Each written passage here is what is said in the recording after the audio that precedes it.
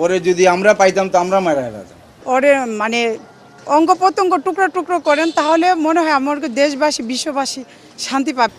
প্রকাশ্যে ফাঁসি দেওয়া সবচেয়ে বেটার ছিল। কাজ করতে ভয় পাইবো, এই ধরনের খারাপ কাজ করতে তারা ভয় পাইবো। আমরা চাই যত তাড়াতাড়ি পারেন ওনাকে মানে ফাঁসি দিলেই আমরা শান্তি পাবো না।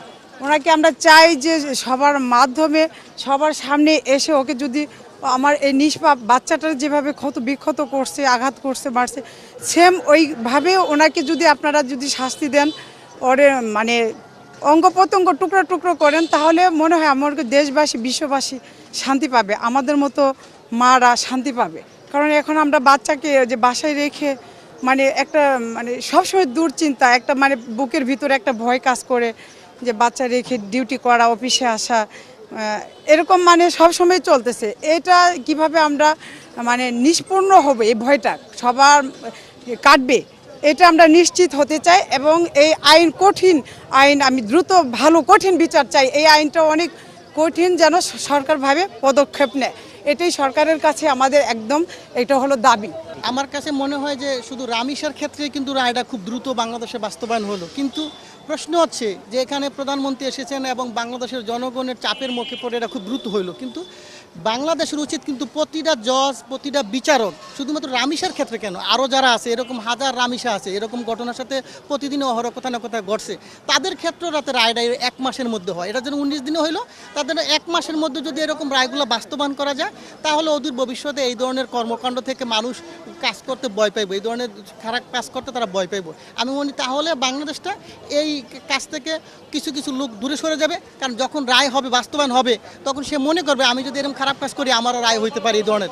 অতএব এই রায়টা যেরকম দ্রুত হয়েছে, অন্য অন্য রামিসার মতো আরও যারা এরকম নির্যাতিত হয় তাদের ক্ষেত্রে যাতে 1 মাসের মধ্যে রায় কার্যকারিত হয়, সেই ব্যবস্থাটা অবশ্যই আশা করি এবং সরকারের কাছে এটা আমি দাবি জানাচ্ছি। এবং যারা বিচারকগণ তারা যাতে সব ক্ষেত্রে, শুধুমাত্র রামিসার ক্ষেত্রে প্রধানমন্ত্রী আইজিদেরকে যে তাকে খুশি করার জন্য দ্রুত করতে হবে তা না, এটা সমস্ত সাধারণ জনগণ যাদের ছেলে মেয়ে আছে তাদের ক্ষেত্রে যদি এই ধরনের ঘটনা ঘটে, সেই রায়গুলো যাতে এরকম দ্রুত করা হয়, এটাই আমার দাবি। বেশি হিসাবে ওরে মৃত্যুদণ্ড দিছে যাতে তাড়াতাড়ি দ্রুত কার্যকারী হয়, এটাই আমরা কামনা করি। আর দ্বিতীয় কথা হলো যে ওরে জনসম্মুখে প্রকাশ্যে ফাঁসি দেওয়া সবচেয়ে বেটার ছিল, যাতে মানুষ একজন দেখলে আরও 20 জন ভয় পেত। এবং গতকালকে হয়েছে মনে করেন যে আসিয়া, আজকে হইল রামিসা, এরকম আগামী দিন যে আরেকজন হবে না এর কোনো নিশ্চয়তা নাই, ঠিক আছে। তবে এর জন্য দ্রুতভাবে কার্যকারী করার জন্য আবেদন জানাই, আর এর জন্য খুশি আমরা যদি কার্যকারী হয়। আর দ্বিতীয়ত ওরে অন্তত 5 বার অন্তত কমপক্ষে ফাঁসি দেওয়া উচিত। একবার দিলে ওরে মানুষের তৃপ্ততা মিটবে না। স্কুলে যাইতো সকালে, স্কুলে আইয়া ওর বাপ যদি থাকতো তো বাবার লোকে আইতো দোকানে চিপস কিনা, আবার বাবের লোকে চলে যেত। এমনি বাইরে মানে ঘোরাফেরা করতো না। খুব ভালো মাইয়া ছিল। জি, মাঝে মধ্যে আবার বাবার লোকে আইতো, একা আবার আসতো না। খুব ভালো মাইয়া ছিল। আমরা শুনে খুব খুশি হয়েছি যে ওর মৃত্যুদণ্ড হয়েছে। ওরে যদি আমরা পাইতাম তো আমরা মারা যেতাম। ওর কপাল ভালো যে এখনও জীবিত আছে, বুঝছেন। এটা আমাদের মানে খুব মানে কষ্ট। সে আমার নাতি না, আমার ভাতিজি, ওর বাবা আমার সাথে খুব ভালো সম্পর্ক, এই কারণে ওই মাইয়া যে গেছে অনেক কষ্ট, মানে এটা আর বলা যাবে না যে কীরকম আমরা করছি। এই লেগে আজকে যে কার্যকর হলো, এটা ওই দিনকার হয়ে গেল, আমরা আরও খুশি হইতাম। এখন অপেক্ষায় আছি, ফাঁসি রায় দিয়েছে, এখন হয় নাই।